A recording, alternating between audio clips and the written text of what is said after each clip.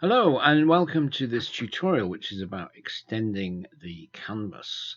And what we have here is an image which has been shot with 85mm lens in portrait orientation. And I really like this image. I like the capture. The main thing I like about it is the model's expression. But I like the color as well. There's a lot of things I like about it, but I'm not quite so crazy about the fact that it's in portrait orientation. Generally speaking, I would prefer to have a landscape capture to work with. And if we look at this, this is another unedited image from the same shoot, shot again, this is 85mm in landscape. And you can see here that I've captured a lot more of the environment around the model. And so I've got a lot more air and space around her, which I find makes for a much more interesting, pleasing image. And it gives me more scope. When I come to editing, I've got more to work with in terms of things like distribution of light, separating the subject from the background, and so on. I just have more to work with. So, but I really like this one because of her expression. And so I'm using this as as a kind of example of a situation where we would like to be able to extend the canvas and the background of the image on the canvas to get more of that air and light around the subject. So how can we do this? Well, the first thing we're going to need to do is extend our canvas to give us some space to work on. And here, because at this stage, I'm not 100% sure quite how much I want to extend it. My approach is just to double it to begin with. I need relative. I need my anchor set so that I'm just extending to the right.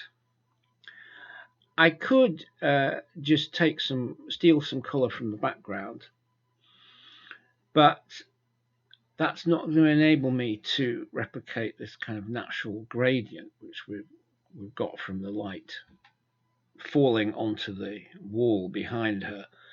So in fact, I'm just going to use black.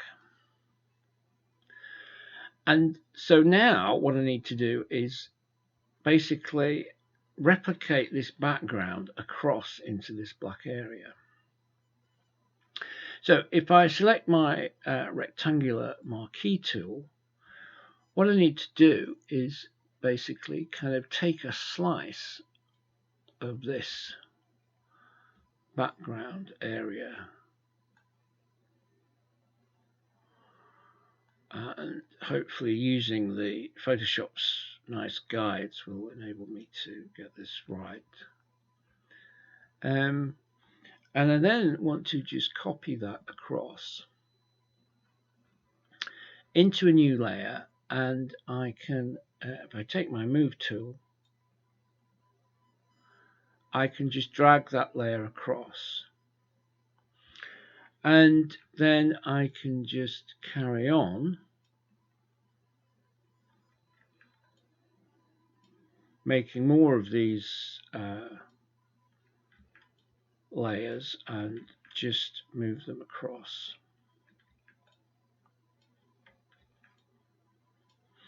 And here, as I say, I'm not sure exactly whether I need all this,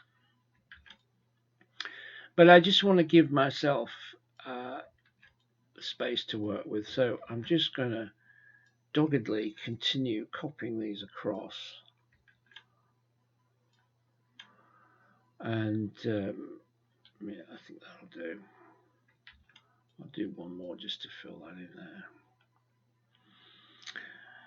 And so now I've got this negative space to the right of the subject. I've also got these kind of joins, visible joins between my layers, which I don't really want. So I'm going to just flatten that. make a copy layer, and I'm just going to use Gaussian blur to set it around 100, and that will just kind of iron out those visible joins between my layers. And now I want to mask this, and I'm using opacity set it to 100 because I want to restore, I don't want any blur on my subject, just on the background. So I can use my brush to get rid of that blur on my subject.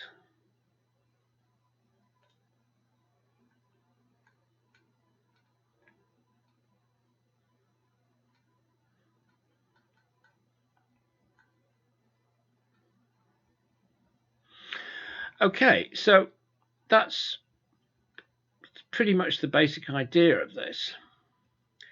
And now I can think in terms of just cropping this image. If we look at our image size at this point,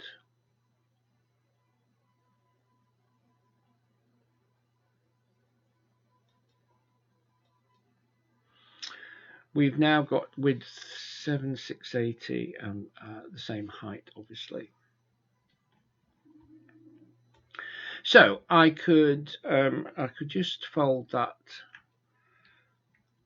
Gaussian blur layer in, and I can just crop this image however I want. And what I've done here is I've actually on the cropper preset the dimensions of a landscape image.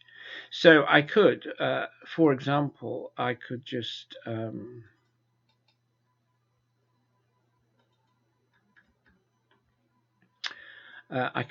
accept that crop, and then what I've got now is an image which is the same dimensions as this landscape image, but I might feel, for example, that's rather a lot of negative space out there. So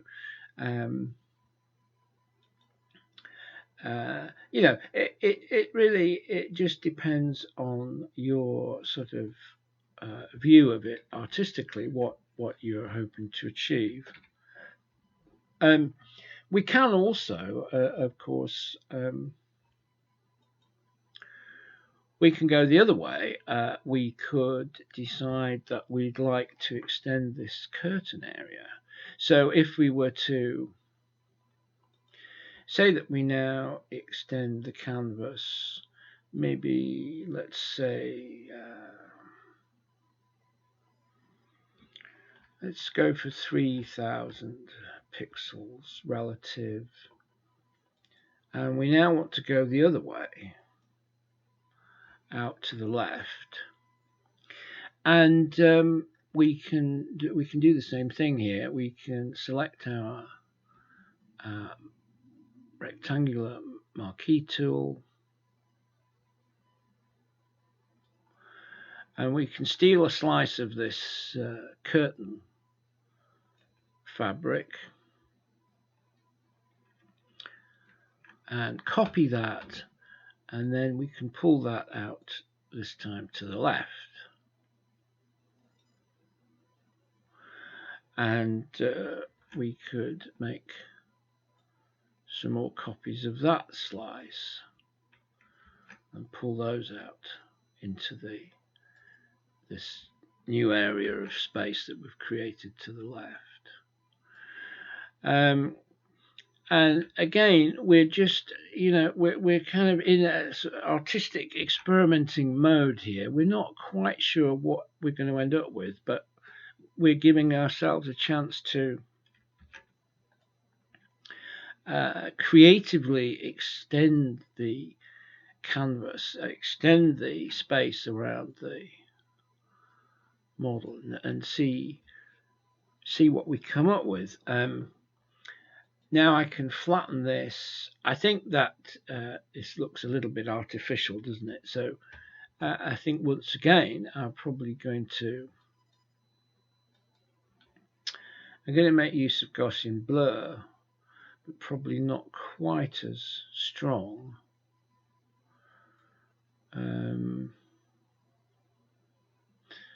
I think what I'm thinking is that I'm going to let that curtain just sort of gradually blur off to the left. Once again, I can mask,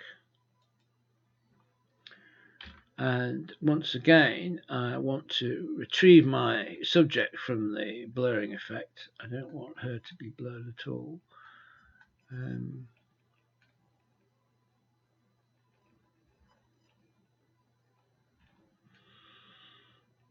Okay, so I'm removing the blur from her. I'm going to remove most of the blur from the curtain on this right hand area edge, and so we've got some curtain texture there. And then I'm thinking what I'll do is just sort of progressively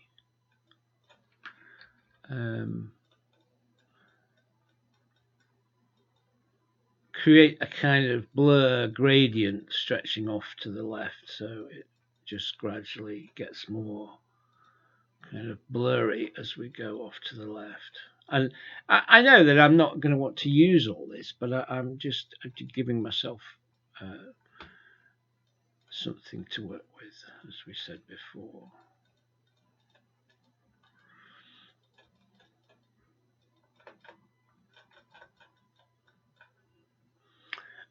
I just want, just for a second, just go back and make absolutely sure that I've taken the blur off my subject completely.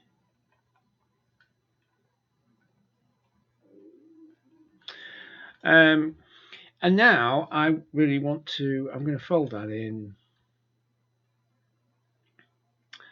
and we're getting quite a large file here actually at this point. This is now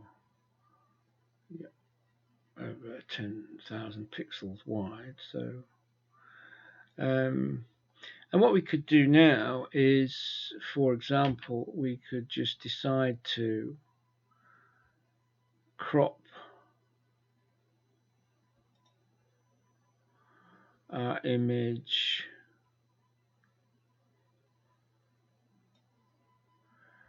something like that.